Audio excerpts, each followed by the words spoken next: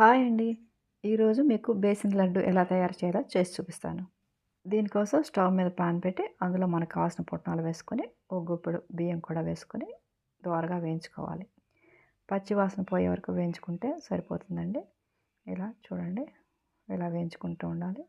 బియ్యం ఎందుకంటే దానిలో ఉన్న బరకతనం మూలంగా తినేటప్పుడు నోటికి అంటుకోకుండా కన్వీనియంట్‌గా ఉంటుంది.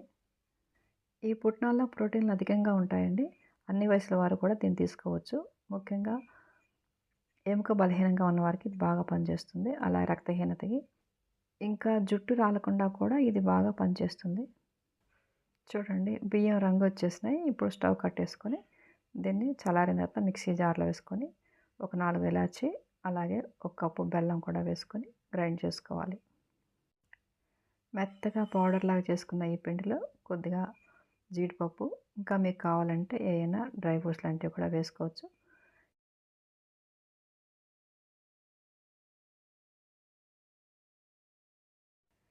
తర్వాత కాచిన నెయ్యిని కొద్ది కొద్దిగా పోసుకుంటూ లడ్డూలాగా చుట్టుకోవాలి.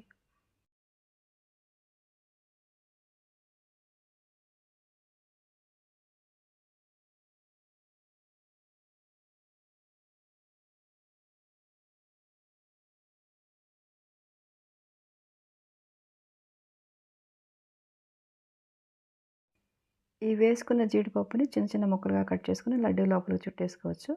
కానీ ఈసారి కొంచెం పైకి కనపడేటట్లు నేను జీడిపప్పుని పైకి అద్దేటట్లు చూస్తున్నాను.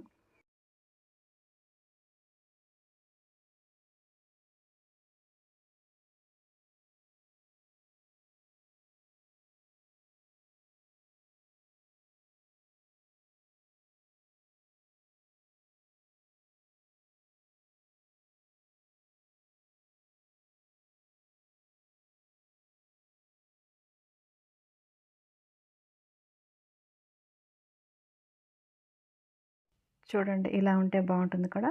అంతేనండి, మిగతా అన్నిటిని కూడా ఇలాగే లడ్డూలాగా చుట్టేసుకోండి. చాలా చాలా బాగుంటాయి. చాలా సింపుల్‌గా ఇంట్లోనే ఆరోగ్యకరంగా ఇలాంటి స్వీట్లు తయారు చేసుకుంటే మనందరికీ మంచిది కదండీ! మీరు కూడా ఒకసారి ట్రై చేయండి.